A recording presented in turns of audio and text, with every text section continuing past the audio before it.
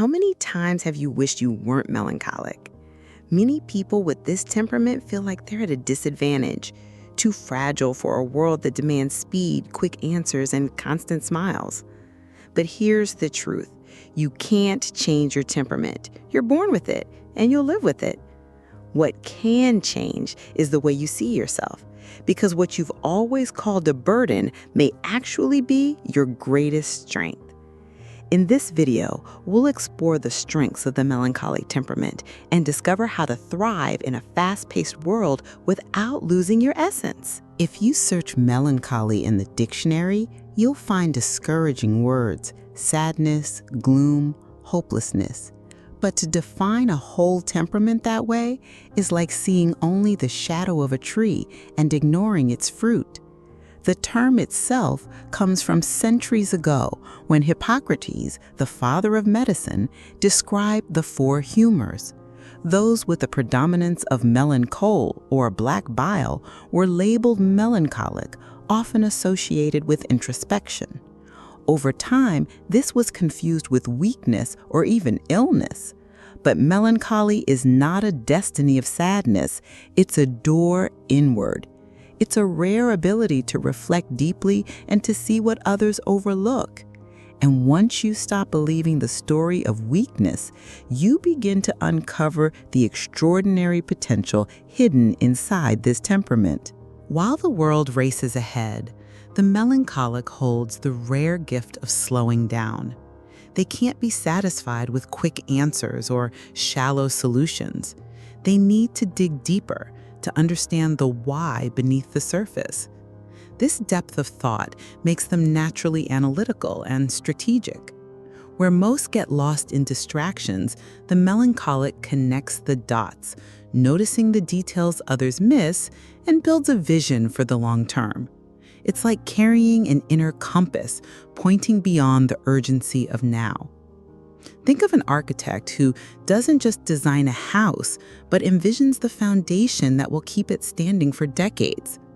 Or a writer who isn't rushing to finish a book, but is creating something that will still matter years from now. What may look like slowness is actually depth. And in a culture addicted to speed, depth is a treasure. This is the foundation on which all the other strengths of the melancholic temperament are built. One of the clearest strengths of the melancholic is their way of dealing with time. They rarely act on impulse. Before taking a step, they prefer to see the entire path, anticipate risks, and imagine solutions. Some may call this overthinking. In reality, it's a rare ability in a world that constantly puts out fires. The melancholic builds before moving. When faced with a project, they map out each stage, organize details, and spot potential problems others would overlook. This natural inclination to plan becomes a shield against procrastination and insecurity. Once things are clear on paper, the mind feels safe to act. And there's more. The melancholic cannot stand half-hearted work. Their planning ensures quality, depth, and consistency. While many spend their energy fixing mistakes, the melancholic avoids them because they've already been there, imagining every scenario. Planning, for them, isn't fear of action, it's action with wisdom. Sensitivity is often treated as a flaw. You feel too much, you think too much, you suffer too much. But what most people don't see is that this intensity is actually a superpower. The melancholic notices subtle shifts invisible to others, the tone of voice that changes, the glance that looks away, the silence that says more than words ever could. This makes them deeply empathetic and observant. It's why melancholics are often the friends we turn to for advice. We know they won't give quick cliches, but truly put themselves in our place. In leadership, this sensitivity becomes a gift. They see people before tasks, feelings before demands. They don't just delegate, they understand, they care, they respect limits. In a world that often treats people like numbers, the melancholic reminds us that every number carries a story. When this sensitivity is directed toward the good, it doesn't weaken them, It builds bonds, inspires trust, and changes lives. In a world that glorifies speed, melancholic persistence may seem too quiet. They don't move with noise, and they don't seek immediate recognition. Their strength is subtle, almost invisible to those who only look at the surface. But it's exactly this steady rhythm that makes them unique. Melancholics may walk slowly, but once they have a clear purpose, they do not stop. They face doubts, insecurities, even the heavy thought of not being enough, and still they keep going.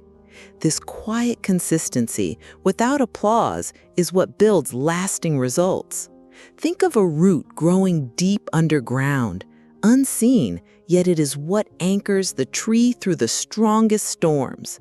That's the melancholic, resilient, steady, unwavering. They don't need spotlights because their motivation doesn't come from outside praise, but from inner conviction.